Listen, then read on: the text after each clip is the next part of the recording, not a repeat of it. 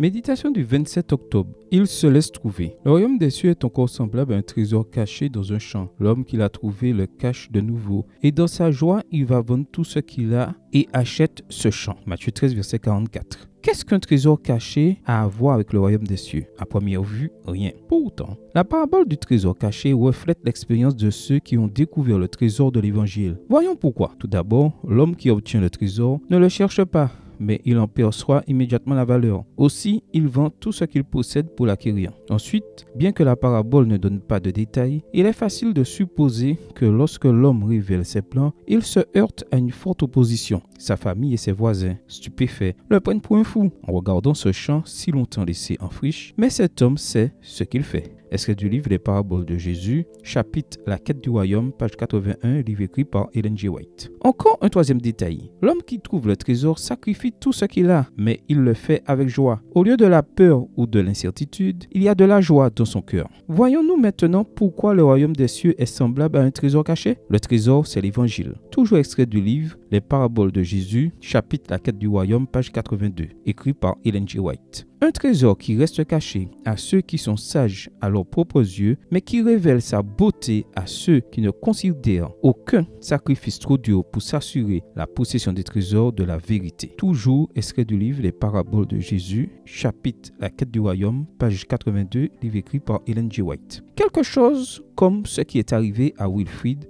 Greenfield. Wilfrid, un jeune médecin basé à Londres, rentrait chez lui un jour quand il a vu une grande tente au loin. Par curiosité, il s'est approché du site. C'était une campagne d'évangélisation dirigée par Dwight L. Moody. Wilfrid n'avait pas prévu de rester, mais une chose amusante s'est produite. Alors que la personne qui priait mettait beaucoup de temps à terminer, Moody s'est levé et a dit: mes amis, chantons un cantique pendant que notre frère finit de prier. La boutade a fait Greenfield rester jusqu'à la fin. Il a ensuite participé au programme suivant et au suivant. Sans le chercher, Wilfrid Greenfield avait trouvé un précieux trésor. Il acceptera plus tard le Christ comme son sauveur et, dans sa joie, il va vendre tout pour le servir, comme l'écrivent Ron et Dorothy Watts. Pendant une quarantaine d'années, il a répondu aux besoins médicaux de la population de Terre-Neuve et Labrador au Canada. Il a fondé 5 hôpitaux et 7 postes de soins infirmiers. Il a ouvert des orphelinats, des églises et des écoles. Il a amélioré les conditions de vie des Esquimaux, des indigènes et des Blancs en général. Tout a commencé lorsqu'il a trouvé un trésor qu'il ne cherchait pas. Ou bien est-ce que c'est le trésor qu'il a trouvé? Prière. Merci Seigneur Jésus, car tu es mon plus grand trésor, et merci pour ce jour béni où sans te chercher, je t'ai trouvé. Amen. Bonne journée à vous et que le Seigneur vous bénisse.